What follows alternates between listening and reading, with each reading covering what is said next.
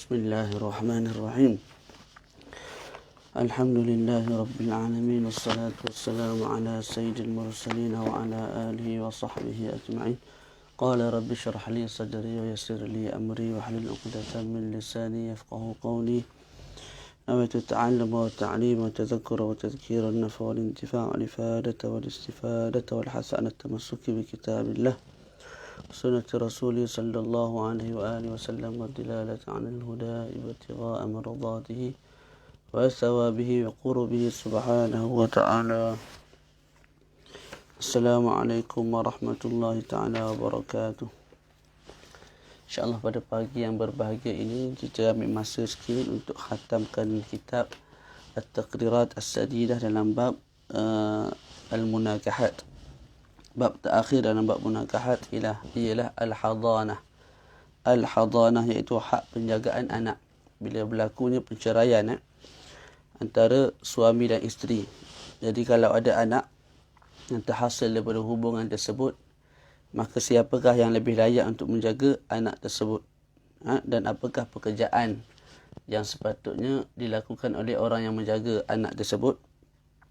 Kemudian dibincangkan juga siapa yang kena tanggung pada sudut kos-kos untuk menjaga budak tersebut. Contohnya pampers, makan minum budak tersebut. Jadi siapa yang jaga, siapa yang kena bayar kos-kos tersebut. Jadi kita baca kitab Taqrirat Sadidah ni ringkas sangatlah. Kita tambah sikit daripada kitab lain insya-Allah. Al-Hadanatu dinamakan juga sebagai Al-Kafalah. Dan pada Al-Hadanah, pada penjagaan ini ada Nau'u wilayah wa sultanah. Ada sedikit ataupun ada Nau' wilayah, kekuasaan dan juga sultanah, samalah. Okey, lughatan. Waalaikumsalam. Rabbani Al-Antas. Ya ahlan. Lughatan ma'khudhu min al-hadni wa huwa ad-dhamm. Pada sudut bahasa, Al-Hadanah diambil daripada Al-Hadni. Bukan Al-Hudni. Al-Hadni wa huwa ad-dhamm. Al-Hadn bermakna ad-dhamm. Ad-dhamm ni maknanya kita rapatkan budak tu kepada diri kita. Li dhammil hadinati tifla ilaihi. Dikatakan Al-Hadanah diambil daripada Al-Hadn, yang Al-Hadn itu bermakna ad-dhamm kerana Al-Hadinah iaitu orang yang menjaga budak tu, dia akan rapatkan budak tu di sisi dia lah. Okey. Ada sebahagian baca ad-dhum. Ad-dhum ini lahnun, salah. Yang betulnya dham, rapatkan budak kepada diri kita, dipanggil dham, bukan dhum. Syar'an, pada sudut syarak pula ialah, pada sudut syarak maknanya ialah hifdhu ma la yastaqillu bi umurihi wa tarbiyatuhu bima yuslihuhu. Itu makna pada sudut syarak. Jaga man la yastaqillu bi umurihi. Jaga orang yang tak boleh nak buat kerja sendiri. Orang yang tak boleh nak buat kerja secara sendiri. Seperti budak kecil ataupun dah besar tapi dia tu gila, ataupun besar tapi dia tu ada penyakit tertentu yang menyebabkan dia tak boleh nak urus diri dia sendiri. Jadi hifdhu man la yastaqillu bi umurihi, itu makna hadanah. Jaga mereka yang tak boleh nak buat kerja secara sendiri. Siapa yang tak boleh buat kerja secara sendiri? Boleh jadi budak kecil, boleh jadi juga orang yang besar tapi tak mampu buat kerja sendiri oleh sebab sakit ataupun oleh sebab gila. Boleh. Tapi di sini sebut min saghirin wa majnun. Kecil dan juga disebabkan gila walaupun dah besar. Wa tarbiyatuhu bima yuslihuhu. Kita jaga dan kita tarbiyah, kita pelihara orang yang tak boleh nak buat kerja dengan sendiri itu dengan sesuatu perkara yang menyebabkan mereka tu semakin baik. Ataupun kita pelihara mereka dengan perkara-perkara yang layak bagi mereka lah untuk pembesaran. Seperti mandikan dia, bersihkan dia, bagi makan kat dia, suapkan dia, basuh baju dia, Kalau dia sakit, kita bagi ubat, kita jaga, kita pelihara. Itu makna tarbiyah dengan satu perkara yang memberi maslahat atau memberi kebaikan kepada budak kecil ataupun orang yang dah besar tapi ada sakit gila. Okey, itu makna bagi al-hadanah. Hifdhu man la yastaqillu bi umurihi wa tarbiyatuhu bima yuslihuhu. Wazifatul hadinah, kerja bagi orang yang menjaga budak ataupun orang yang menjaga seorang insan yang gila walaupun umurnya dah 30-40 tahun. Al-af'al, wazifah, pekerjaan bagi al-hadinah ialah pekerjaan berbentuk perbuatan. Seperti memandikan budak kecil tu, basuh pakaian dia, meminyakkan rambut dia, tak letak minyak kat badan kalau budak kecil betul tak, supaya tak masuk angin. Okey, lepas tu kita ikat dia, dan kita apa tu orang panggil, belai dia supaya dia tidur ayun dia di orang panggil apa tak ingat pula dah. Dibuai supaya budak tu boleh tidur. Dan selain daripada itu, ini contohlah yang disebut dalam kitab ni. Contoh yang disebut dalam kitab. Jadi itu pekerjaan bagi al-hadinah. Yahsulu dhalika idza faraqa ar-rajulu zawjatahu bi talaqin aw fasqin aw ghairihima wa lahu minha walad. Berlakunya al-hadanah ini ialah bila mana seorang suami menceraikan isterinya dengan cara talak ataupun dengan cara fasakh ataupun dengan cara khuluk dan sebagainya. Sedangkan hasil hubungan dua orang tu ada anak. Jadi siapa yang berhak jaga anak tersebut? Tak. Maknanya bergaduh. Suami nak jaga anak, isteri pun nak jaga anak, sedangkan budak tu masih kecil. Jadi persoalannya dalam mazhab Syafi'i, siapa yang lebih layak jaga budak tersebut? Siapa yang menang kalau kita bawa ke mahkamah? Tu. Itu baru dibincangkan bab al-hadanah. Tapi kalau suami isteri masih belum bercerai, tak, dan itulah yang kita tuntut, yang kita mahukan, maka sama-sama jagalah budak kecil tu. Anak dia tu, anak mereka tu. Bila berlaku perceraian baru dibincangkan bab al-hadanah.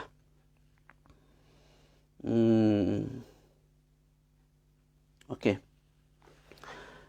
Kemudian dibincangkan perbahasan mengenai al-ahaqqu bil hadanah. Siapa yang lebih layak menjaga anak? Jadi kita buat gambaran tadi, Zainab kahwin dengan Zaid. Tak dapat anak seorang namanya Muhammad. Kemudian Zainab dengan Zaid bercerai. Muhammad masih kecil. Umurnya masih 3 tahun. Siapa yang layak jaga Muhammad? Ataupun Muhammad dah besar. Cumanya Muhammad ni gila. Siapa yang layak jaga Muhammad? Masa mereka masih belum bercerai, sama-sama jaga. Tapi selepas bercerai, siapa yang lebih layak ambil budak tu ataupun orang gila tu, anak yang gila tu untuk dipelihara? Siapa? Kita baca dalam kitab ni lah. Kitab Syekh ni kurang jelas sikit. Wa tuqaddam al-um wa in alat ala al-ab wa in ala wa tuqaddam aqaribuha al-warithat ala aqaribihi illa al-ukhtu li-um fa tuqaddam 'alayha ummul ab wal ukhtu li abawaini aw li ab. Ni saya ambil matan Al-Yaqutun Nafis. Maka didahulukan. Sebenarnya dalam bab ini dia ada 3 gambaran. Pertama, kalau berhimpun lelaki dengan perempuan dan masing-masing nak jaga anak. Itu satu. Yang kedua, lelaki dah tak ada, yang ada hanya perempuan. Yang ketiga, perempuan tak ada, yang ada hanya lelaki. Jadi macam mana kita nak dahulukan siapa yang lebih layak? Itu persoalan lah. Jadi yang pertama, gambaran yang pertama, hal keadaan pertama ialah lelaki masih ada, perempuan pun masih ada. Siapa yang lebih layak jaga budak tu? Okey, wa tuqaddam, didahulukan untuk jaga budak. Bila mana lelaki ada, perempuan ada dan masing-masing bergaduh, masing-masing berkelahi nak jaga anak tu, maka didahulukan mak. Jadi bila berlaku perceraian, yang lebih layak jaga budak ialah mak. Kemudian mak kepada mak, nenek budak tu lah. Kemudian mak kepada mak dan ke atas. Dan ke ke atas. Okey. Kalau dia ada mak, lepas tu mak kepada mak, lepas tu mak kepada mak, maka kita sebut yang paling dekat dengan budak tu lah, iaitu mak dia. Maka mak kepada mak tak layak, mak kepada mak juga tak layak, dan ke atas tak layak. Tapi bila mak tak ada, barulah mak kepada mak. Mak kepada mak tak ada, barulah naik ke atas, naik ke atas, naik ke atas. Jadi yang pertama ialah mak ataupun mak. Benda sama lah tu. Ibu lah ibu, mama. Okey. Wa tuqaddamul ummu wa in alat 'alal ab. Jadi didahulukan ibu ke atas ayah. Juga ke atas ayah kepada ayah. Boleh. Boleh itu yang pertama.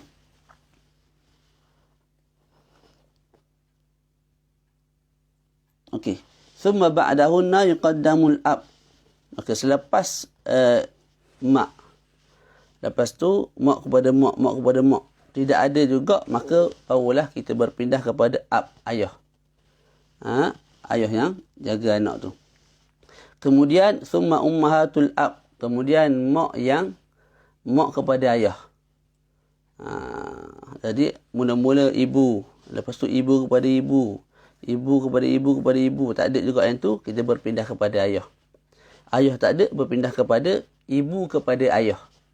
Ibu kepada ayah budak kecil. Okey, itu pun mesti ibu-ibu yang mewarisi lah. Ibu-ibu yang tidak mewarisi harta pusaka tak layak untuk menjaga anak. Okey, kemudian selepas daripada ibu kepada ayah, kalau tidak ada juga ibu kepada ayah, al-jaddu li'ab. Atuk. Atuk. Atuk budak kecil tu. Atuk budak kecil tu. Kemudian summa ummahatuhu. Kemudian mak kepada atuk. Mak kepada atuk. Ibu kepada atuk. Pening sikit lah. Okey. Kemudian wa ba'da ummahatil jad li'ab. Okey. Kemudian kalau tidak ada juga ibu-ibu kepada atuk. Ibu-ibu kepada atuk. Kita ulang balik. Jadi pening lah. Yang pertama, mak. Tak ada mak, siapa dia jaga? Siapa dia jaga? Ya Allah. Kalau tidak ada mak, siapa yang jaga? Mak kepada mak. Kalau tidak ada mak kepada mak. Okey. Tidak ada semua tu, barulah berpindah ataupun tak layak untuk jaga, barulah berpindah kepada ayah. Ayah. Lepas ayah, siapa dia jaga? Mak kepada ayah. Tu yang ketiga dah. Mak kepada ayah. Lepas tu mak kepada mak. Dan ke atas tu lah. Mak kepada ayah. Kemudian, barulah berpindah kepada apa? Al-Jadd. Atuk. Atuk belah siapa ni? Atuk pada budak kecil tu lah. Cuma atuk belah ayah. Atuk belah ayah. Selepas atuk belah ayah ni, kalau tak ada juga, tak. Ni. Atuk belah ayah ni dia ada mak. Mak dia. Mak kepada atuk belah ayah. Kalau tidak ada juga, tak. Tuqaddam aqaribuha. Barulah kita pergi kepada kaum kerabat. Kaum kerabat. Kaum kerabat apa? Kaum kerabat mak lebih didahulukan ke atas kaum kerabat ayah. Jadi dia selesaikan yang rapat dulu. Barulah berpindah kepada kaum kerabat. Pada bab kaum kerabat pula, kaedahnya didahulukan kaum kerabat ibu tak. Dan disyaratkan kerabat tu kaum kerabat yang mewarisi harta pusaka kalau ibu tu mati. Ke atas kaum kerabat ayah. Ke atas kaum kerabat ayah. Kecuali illal ukhtu lil kecuali al ukhtu lil fatuqaddam 'alaiha ummul ab. Kama taqaddam wa illa al ukhtu li abawaini aw li ab fatuqaddam 'ala al ukhti li Jadi itu kaedah didahulukan kaum kerabat ibu ke atas kaum kerabat ayah, kecuali kaedah tu dikecualikan, kecuali al ukhtu li kecuali al ukhtu li fatuqaddam 'alaiha ummul ab. Jadi kalau ikut kaedah ni, maka kita akan sebut al ukhtu li Siapa dia al ukhtu li adik-beradik perempuan apa dia? Seibu. Adik-beradik perempuan seibu. Contohlah kita sebut Zainab kahwin dengan Zaid, tak dapat anak Muhammad. Zainab tu ada adik-beradik seibu. Contoh nama adik-beradik seibu dia Ruqayyah. Maknanya Zainab dengan Ruqayyah tu kongsi pada ibu, ayah lain-lain. Boleh? Okey, sepatutnya kalau ikut kaedah Ruqayyah itu yang merupakan adik-beradik seibu akan didahulukan. Cumanya kat sini bukan. Tidak ikut kaedah tu, malah didahulukan apa? Ummul ab. Ummu al-ab, iaitu mak kepada ayah. Sebagaimana kita telah sebut tadilah. Mak kepada ayah didahulukan sebelum mak kepada ayah ni keturunan belah mana? Keturunan belah ayah lah. Ia lebih didahulukan berbanding dengan al-ukhtu li iaitu adik-beradik seibu. Adik-beradik seibu dengan isteri. Dengan isteri. Dengan si Zainab tadi. Wa illa al-ukhtu li abawaini aw li ab. Dan dikecualikan juga al-ukhtu li abawaini aw li ab. Dikecualikan juga adik-beradik kandung dengan si ayah dan juga adik-beradik sebapa dengan si ayah. Adik-beradik wanita. Jadinya gini ya mudah ceritanya. Kita dahulukan perempuan. Tak. Gini cerita mudah semula. Mak. Lepas tu mak kepada mak. Tidak ada tu kita pergi kepada ayah. Lepas tu kalau tidak ada ayah kita pergi kepada mak kepada ayah. Tak. Kalau tidak ada mak kepada ayah kita pergi kepada apa? Atuk. Atuk tu siapa dia? Ayah kepada ayah. Mana atuk pada budak kecil tu lah. Lepas tu mak kepada atuk tu. Mak kepada atuk tu. Okey. Kalau dah tak ada kat situ, kita akan lebih mendahulukan kaum kerabat belah mak. Kecuali pada 3 gambaran, kita dahulukan kaum kerabat belah ayah. Yang pertama tadi ialah ummul ab. Ibu kepada ayah. Ibu kepada ayah. Itu lebih didahulukan daripada adik-beradik perempuan yang seibu dengan isteri. Dengan si ibu bagi budak kecil tu lah. Itu yang pertama. Yang kedua, al-ukhtu li abawain. Macam gambaran kita sebut tadi. Apa nama? Allahumma salli ala sayyidina Muhammad. Zainab kahwin dengan Zaid. Adik-beradik si Zaid. Adik-beradik si Zaid. Adik-beradik si ibu sebapa. Dia itu lebih layak untuk jaga budak kecil tu, untuk jaga Muhammad yang merupakan anak kepada Zainab dengan Zaid tu. Dia lebih layak daripada al-ukhtu li Begitu juga kalau al-ukhtu li ab. Adik-beradik wanita bagi si Zaid yang berkongsi bapa. Maknanya adik-beradik sebapa. Ia lebih layak daripada al-ukhtu lil adik-beradik bagi isteri yang seibu. Begitulah. Kalau tak faham tak apa labak tu, boleh tengok kitab. Kita pun tak terang guna apa. Buat jadi tu sikit lah. Okey. Yang kita sebut tadi tu, turutan itu ialah sebelum tamyiz. Sebab tu disebut dalam kitab kita ni, hadza qabla an yumayyiza fa idza mayyaza fayukhayyar huwa bainahuma. Itu kalau sebelum budak tu mumayyiz. Kalau budak tu dah mumayyiz ni berapa? Dia bukan berdasarkan umur lah. Tapi kebiasaannya budak mumayyiz start umur 7 tahun. Tapi kalau mumayyiz sampai kalau umur 6 tahun dah mumayyiz, maka kita ambil pada iktibar 6 tahun. Apa mumayyiz? Budak tu dah boleh buat perkara-perkara asas secara sendiri. Boleh makan sendiri. Boleh pergi tandas sendiri, basuh berak sendiri, basuh kencing sendiri. Tak. Boleh membezakan antara buah tamar dengan juga batu hitam. Tak. Boleh membezakan antara tangan kanan, tangan kiri. Bila ditanya nama, dia jawab nama. Bila ditanya umur, dia jawab umur. Bila ditanya duduk mana, dia jawab tempat dia tinggal. Itu kita panggil mumayyiz. Okey. Bila budak tu dah mumayyiz, contohlah kita sebut Muhammad tu, masa kecil dia duduk dengan mak dia. Bila dah mumayyiz, maka Muhammad diberi pilihan. Kamu nak duduk dengan siapa? Kalau Muhammad tu fikir-fikir dia nak duduk dengan ayah dia, maka ayah dia lebih layak menjaga budak tu. Kalau Muhammad kekal nak duduk dengan mak dia, maka mak dia yang lebih layak menjaga dia. Itu secara ringkas lah. Secara ringkas. Perbahasannya agak panjang sebenarnya. Tapi itu secara ringkas sebab kita janji nak baca kitab lain selepas ni. Jadi tak perlulah kita sebut semua benda. Okey.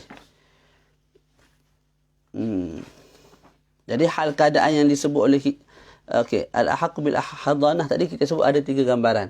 Pertama, bila berkumpul lelaki dan wanita dan masing-masing nak jaga budak tu. Yang kedua, wanita saja yang hidup, yang lelaki semua dah mati. Yang ketiga, yang lelaki sahaja yang ada, yang wujud dan yang layak, yang wanita semua dah mati. Kita terang satu gambaran sahaja. Gambaran yang lain kita tak terang lah. Boleh baca dalam kitab. Habis kitab ni. Kama qala sahibu Saffati Zubat ila akhirih. Okey, kemudian dibahaskan intihau al-hadanah.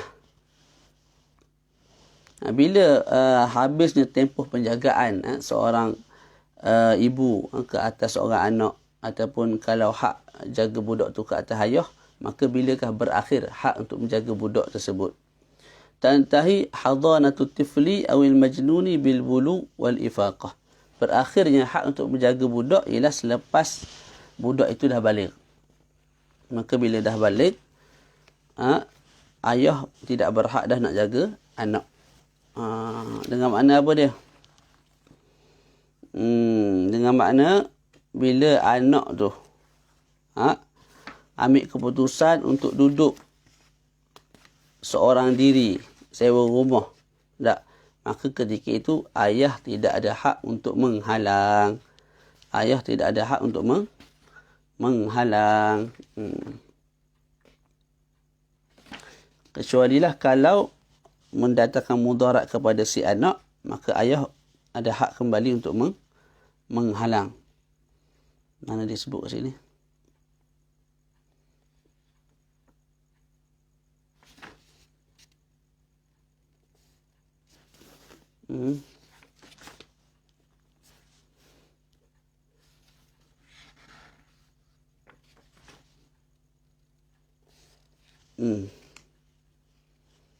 Mana hilang ada? Semalam ada.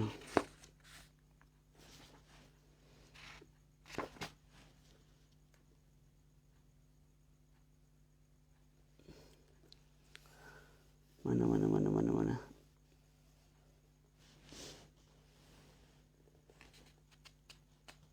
Aku dalam kitab ni. Ada dalam ni. Tak perasan.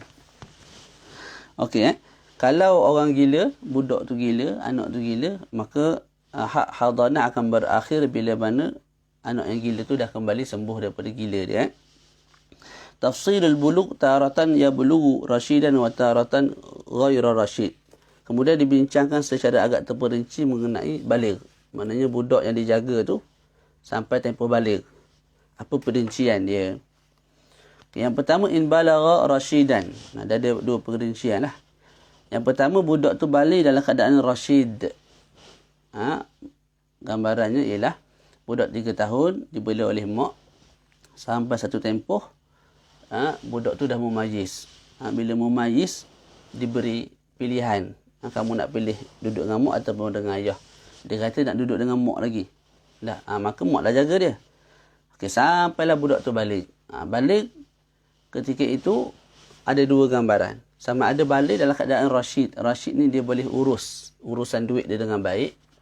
Kalau dia beli coklat RM10, tak. Kalau boleh minta kurang, dia minta RM9.50. Lepas tu, kalau dia bagi RM20, dia tunggu ambil baki. Itu rasyid lah. Bukan jenis tak pandai urus wang. Dan juga jenis orang yang jaga sembahyang, jaga ibadat-ibadat yang wajib. Itu panggil rasyid. Jadi kalau budak tu balik dalam keadaan rasyid, falahu an yaskuna haitsu syaa wal aula inda abawaih. Tu. Yang aula maka dia boleh duduk di mana dia suka. Maknanya dia nak duduk di luar seorang-seorang. Nak sewa rumah, dia nak kerja, boleh, tak ada masalah. Mak ayah tak boleh halang. Wal aula inda abawaih. Cuma yang moleknya nak duduk dengan mak ayah lagi lah. Duduk dengan mak ayah lagi. Itu yang aula, yang molek. Tak wajib.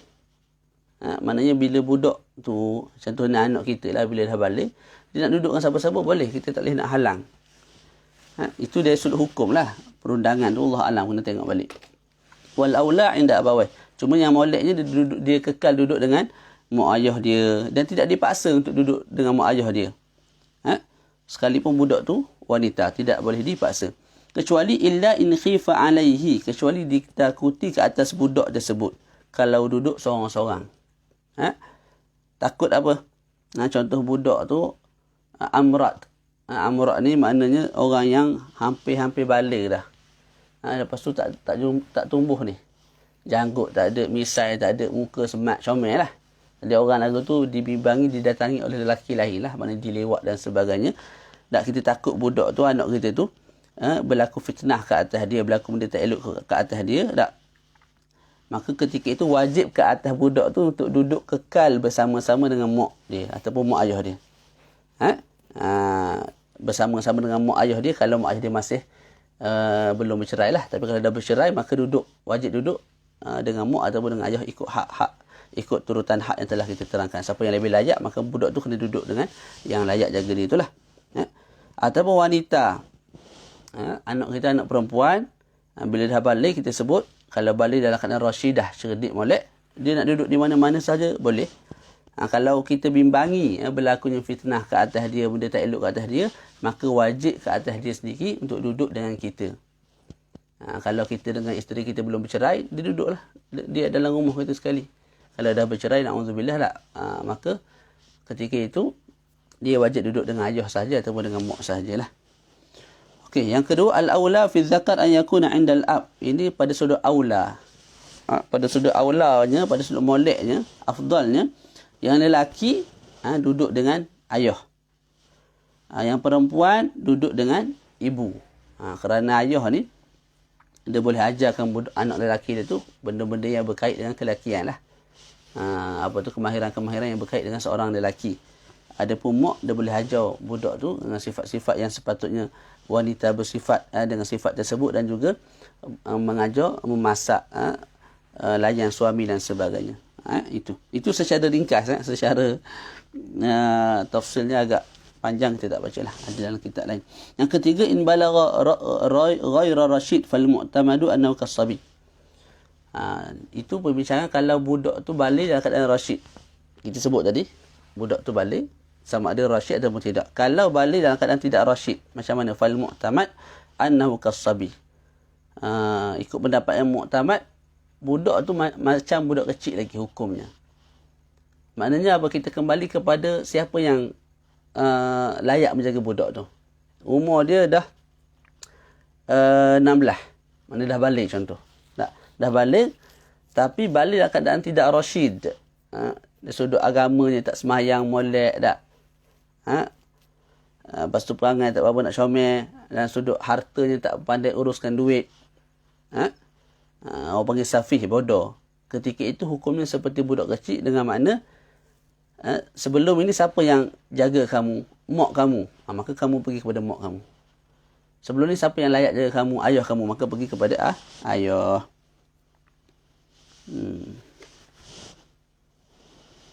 Imam Rafi'i mengatakan kalau budak tu balik dalam keadaan tidak rasyid, maka padanya juga ada perincian. Kalau tidak rasyid itu kerana tidak pandai urus harta, maka hukumnya seperti hukum budak kecil. Kalau tidak rasyid itu disebabkan kelemahan, kekurangan dia pada sudut agama, tidak solat dan sebagainya, maka dia boleh duduk dengan siapa sahaja yang dia suka. Wa yaskun haitsu sya', maknanya dia boleh duduk seorang diri. Dia boleh duduk dengan mak dia boleh duduk dengan ayah dia, ikut dia nak duduk mana. Tapi kalau tidak rasyid itu disebabkan harta, maka hukumnya seperti budak kecil.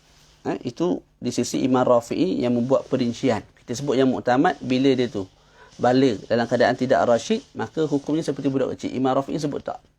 Kalau budak tu balik dalam keadaan tidak rasyid, maka ada perincian juga. Apa perincian dia? Kalau tidak rasyid disebabkan harta, maka dia tu seperti budak kecil. Kalau tidak rasyid disebabkan agama, maka dia boleh duduk dengan siapa dia nak. Dia nak duduk seorang-seorang pun boleh, tidak ada masalah. Dan Imam Bajuri mengatakan perincian ini dhaif. Perincian yang telah disebut oleh Imam Rafi'i dhaif, lemah. Maka malah pendapat yang muktamad ialah apa yang telah kita sebutkan, iaitu bila mana budak tu balik dalam keadaan tidak rasyid, maka hukum muktamadnya iaitu seperti budak kecil. Seperti mana budak kecil. Begitu.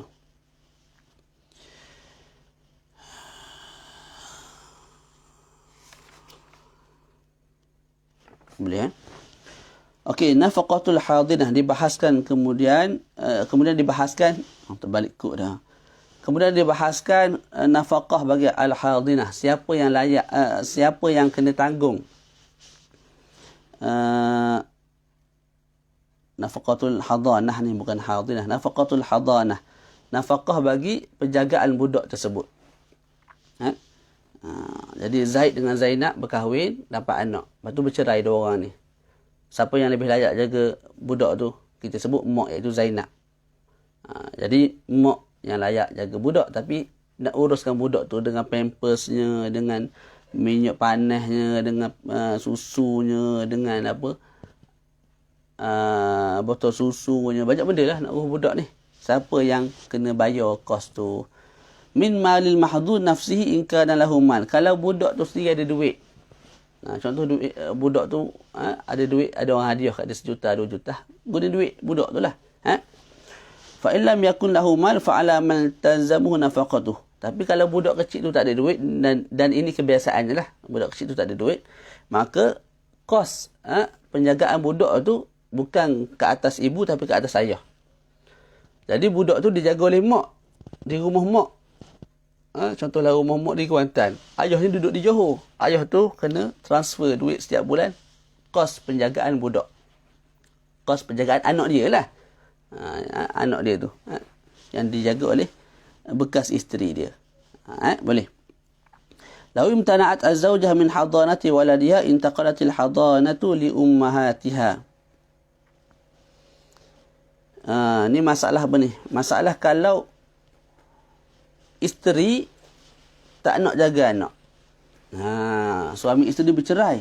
Yang layak jaga anak isteri, tapi isteri tak nak jaga. Tak.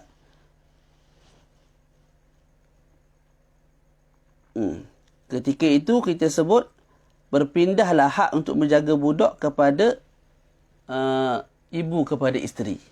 Jadi kalau isteri, iaitu kalau ibu lah, macam mana gambaran tu, Zaid kahwin dengan Zainab, sepatutnya Zainab yang layak jaga budak tu. Zainab tak nak jaga, degil dia tak nak jaga anak dia, maka hak menjaga anak tu ialah akan berpindah kepada ibu Zainab.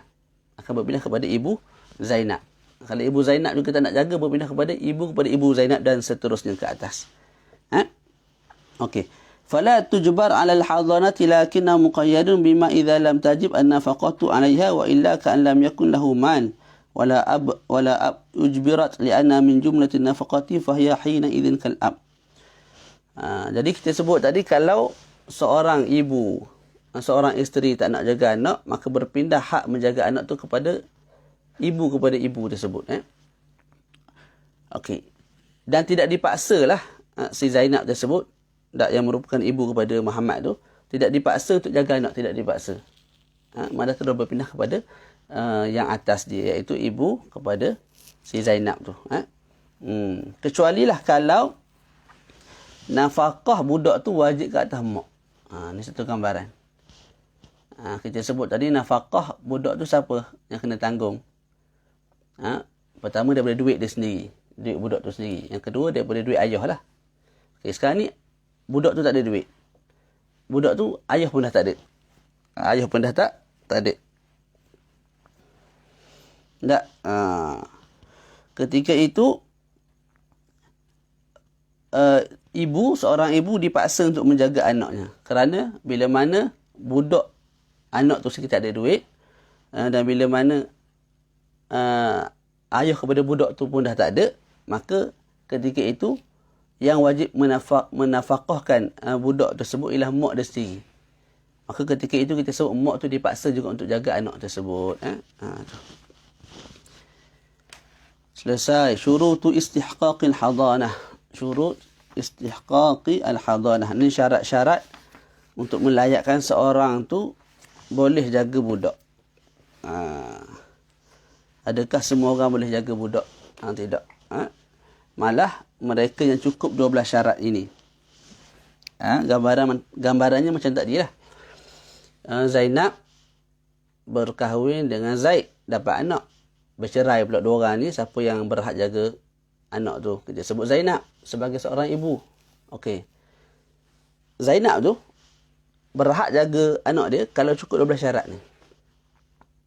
Kalau tak cukup, kekal akan berpindah kepada orang atas dia. Lepas tu berpindah ke urutan yang telah kita sebutkan tadi secara ringkas. Okey. Apa syarat dia? Yang pertama, al-aqlu. Mesti orang yang nak jaga budak tu, ataupun nak jaga anak yang gila tu, walaupun dah besar, mesti berakal. Maka orang gila tak layak jaga budak. Contohnya Zainab tu orang gila, tak bolehlah jaga. Berpindah kepada, siapa dia tadi? Berpindah kepada Ummul Maknanya mak kepada Zainab pula. Jadi yang pertama mesti berakal, tak boleh gila. Okey. Melainkan kalau gila tu sekejap. Contohnya sehari dalam setahun. Zainab ni dalam setahun dia ada sehari gila. Ketika itu hak hadanah, hak menjaga anak tidak gugur lah. Tidak gugur.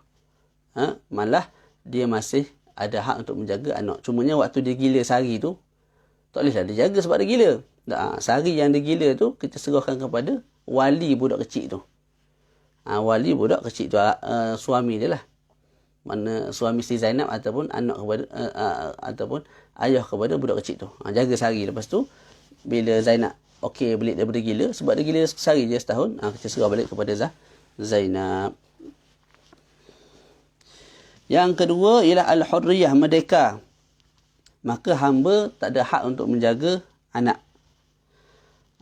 Jadi kalaulah gambaran kita tadi Zaid dengan Zainab, Zainab tu gila. Zainab tak layak jaga anak. Ataupun Zainab tu hamba, Zainab tidak layak menjaga anak. Mesti merdeka. Mesti merdeka. Maka hamba, sekalipun hamba muba'ab, tidak layak menjaga anak. Sekalipun diizinkan oleh tuannya, juga tidak layak untuk menjaga anak. Yang ketiga, al-Islam. Islam. Maka kalau orang tu kafir, dia tidak layak menjaga anak yang Muslim. Kesimpulan daripada syarat yang ketiga ni ialah kita ada 4 gambaran. Kita ada 4 gambaran.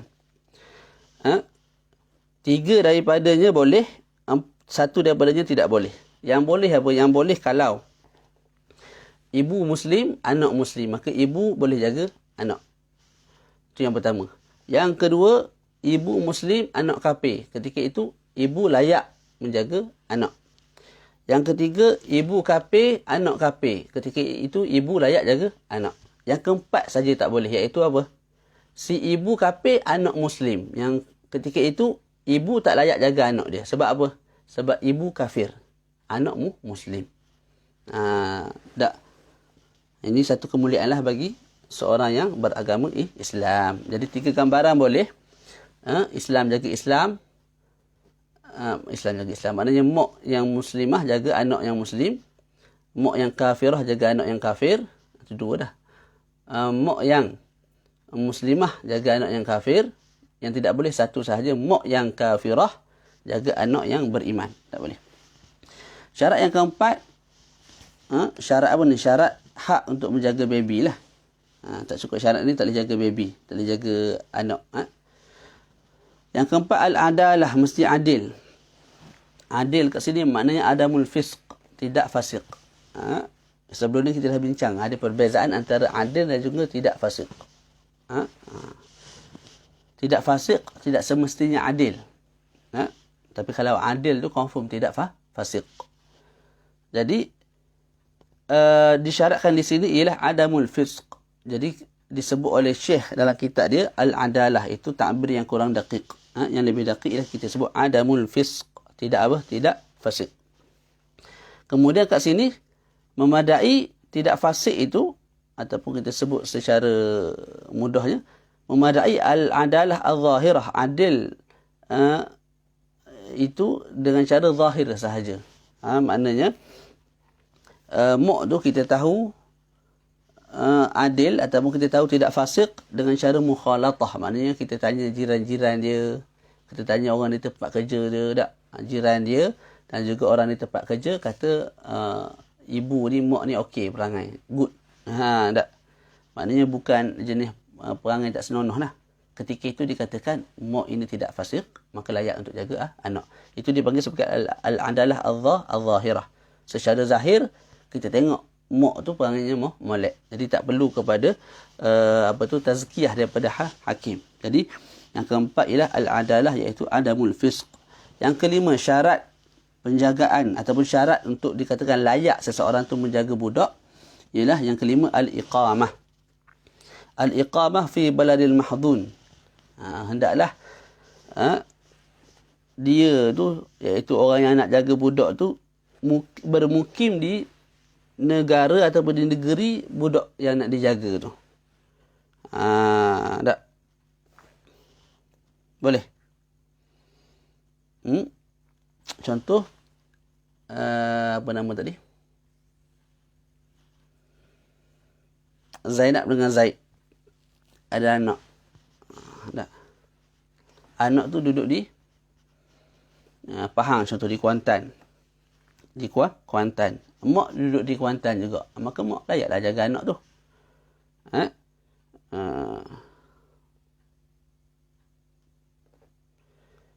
Tapi kalau mak tersebut nak musafir. Musafir pula ada dua lah. Pertama musafir hajah, kedua musafir untuk nuklah, safar nuklah. Okay, kalau mak tu nak musafir, untuk musafir kerana hajat, maknanya mak tu nak tunaikan haji, nak keluar ke China kejap nak buat bisnes, dah akan kembali semula ke Malaysia lah. Ketika itu kita sebut mereka yang bermukim lebih layak untuk menjaga budak tersebut. Maknanya mak tu bila dia pergi haji dia tak boleh bawa budak tu. Mak tu bila dia pergi China tu urusan bisnes dia tak boleh bawa budak tu. Malah orang yang duduk di situ, di Kuantan tu, di Pahang tu, lebih layak untuk menjaga budak tersebut. Itu kalau apa? Kalau safar itu safar yang berbentuk nuqlah. Safar yang berbentuk hajah. Maknanya dia akan mau pergi ke Mekah, mau pergi ke China, dia akan kembali ke Pahang. Kita ada satu lagi safar yang berbentuk apa? Safar nuqlah. Safar nuqlah, iaitu pindah sungguh. Asalnya duduk di Kuantan, nak pindah duduk di Johor. Budak tu, siapa yang layak jaga? Okey, ketika itu kita sebut fal'asibu min abin wa ghairih. Lelaki yang lebih layak. Ayah dia lebih layak untuk jaga budak tersebut supaya apa? Nak pelihara nasab. Nak pelihara nasab. Tu. Jadi, kalau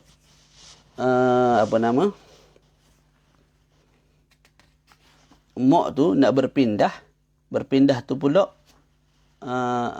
mak tu nak musafir tu pula safar nuqlah. Maknanya mak dia nak pindah duduk di tempat lain. Tak.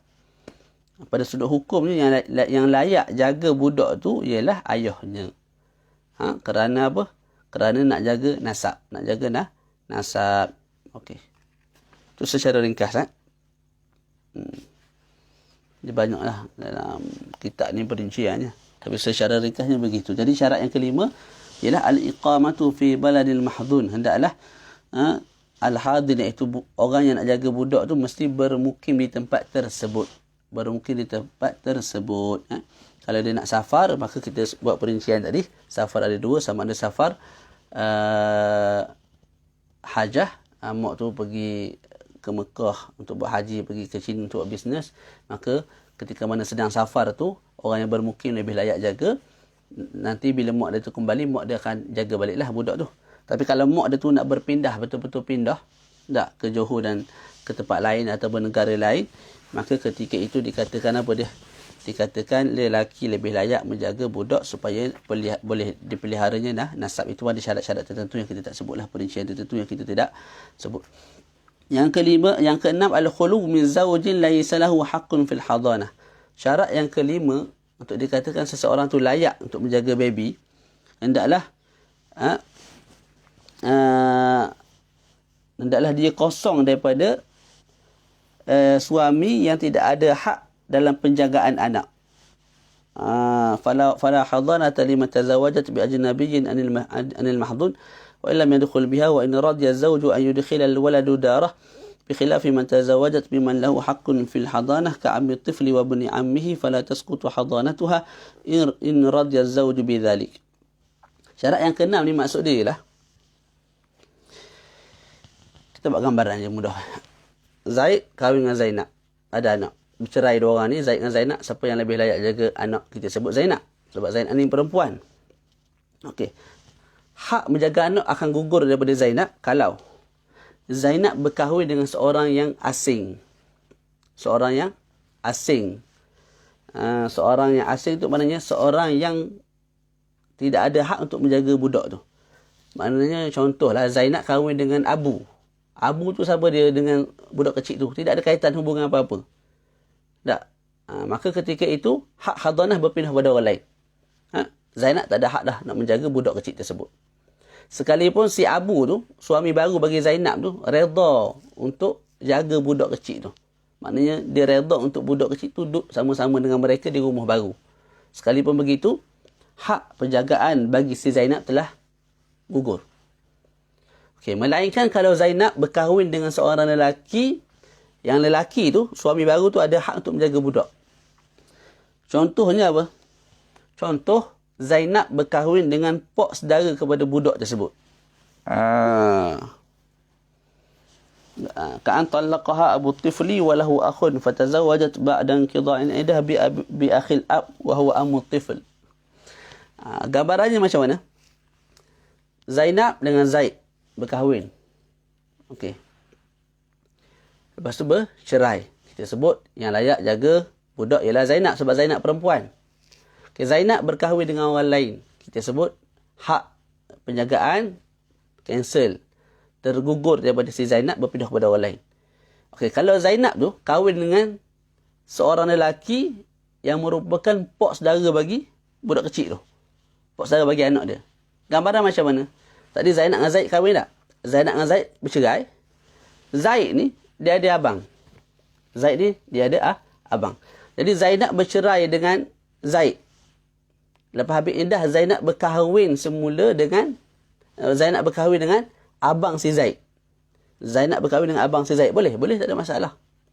Ketika mana Zainab berkahwin dengan abang si Zaid. Abang si Zaid tu dengan budak kecil tu, dengan anak Zainab tu, apa hubungan dia? Pok saudara lah. Abang Zaid ni merupakan pok saudara bagi budak kecil tu. Ketika itu, hak hadanah tidak gugur. Hak hadanah tidak gugur. Maknanya Zainab kekal. Boleh jaga budak tersebut. Maknanya boleh jaga anak dia. Terus boleh jaga anak dia. Itu.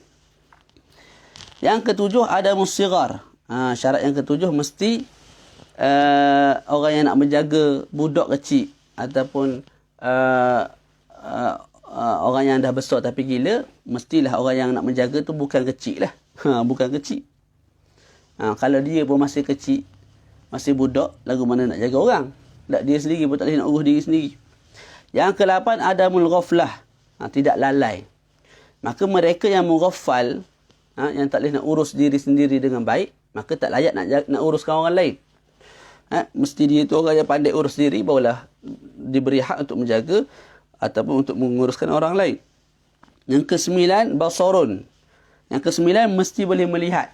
Syarat ini disyaratkan kalau dia nak jaga anak tu dengan sendiri. Maknanya dia nak mandikan sendiri, dia nak shampookan sendiri, dia nak bagi makan sendiri. Tak. Kalau dia tu tak nak buat perkara tu sendiri tapi dia nak wakilkan orang lain, tak, dia nak upah orang lain, maka boleh. Contoh mak buta. Kalau mak tu sendiri nak mandikan apa semua, maka kita sebut hak penjagaan tak boleh pergi kepada mak. Nak mandi lah ke mana budak mak tu buta. Tak. Melainkan kalau mak tu dia ada orang lain yang dia upah untuk jaga anak dia tu. Jadi dia pantau lah. Dia buta tapi bukan dia yang mandikan anak tu. Dia hanya bayar gaji pada seorang yang lain yang akan jaga anak dia tu. Ketika itu kita sebut hak kekal kepada mak lah. Tidak pergi kepada orang lain. Yang ke-10, adamul baras wal juzam fih. Tidak ada sopak, tidak ada kusta. Pada orang yang nak menjaga budak. Pada al-hadin. Itu pun kalau syarat ini disyaratkan kalau memang dia sendiri yang nak pegang budak tu, nak basuh beraknya, dengan buat susunya, dengan mandikan, tak. Tapi kalau dia sekadar pantau, maknanya dia upah orang lain jaga, kekal hak tu masih ada pada dia lah. Tak. Tapi kalau dia sendiri nak buat perkara tu dengan tangan dia, ketika itu kita sebut tak boleh, sebab apa? Dibimbangi penyakit tu berjangkit kepada si anak pula, mudarat pada si anak yang ke-11. Cepat sikit nak sekolah pula. Yang ke-11, adamul marad alladhi la yurja bur'uhu fihi aidha. Yang ke-11, hendaklah orang yang al-hadin, iaitu orang yang nak menjaga anak, mesti tidak ada penyakit yang tidak ada harapan sembuh. Tu. Sebab apa? Kalau orang tu ada sakit, lumpuh separuh badan ke, tak? Ataupun kanser ke, penyakit-penyakit teruk lah, dia akan sibuk ke diri dia lah. Lepas ke hospital, lepas ke sana ke sini tak. Dialisis apa semua. Jadi, dia tak ada nak tengok budak tu. Maka dia tak layak nak jaga. Bimbang budak tu tidak terurus dengan baik. Kecuali kalau dia ada sakit dan diupah orang lain jaga. Dia hanya pantau. Ketika itu kekal hak tu masih ada pada diri dia lah. Yang terakhir ialah adamul imtina' min irda'ir radi' mimman fiha laban. Yang ke-12 syaratnya ialah tidak menghalang daripada menyusukan budak. Kalau yang menjaga tu ada susu.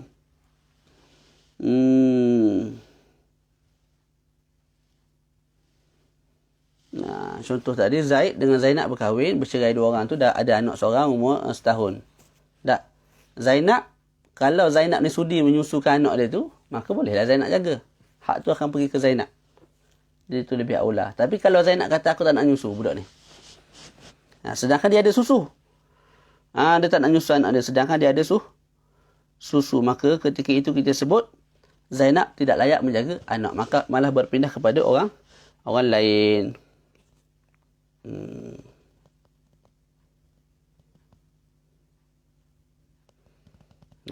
Okey, boleh. Okey. Kalau Zainab tak ada susu, dia tak nak menyusu sebab tak ada susu. Kekal hak tu pada hak menjaga anak tu kekal ada pada Zainab lah, tak berpindah pada orang lain. Kama qala sahibu Safati Zubat ila akhirih, boleh baca. Tastamiru hadanatul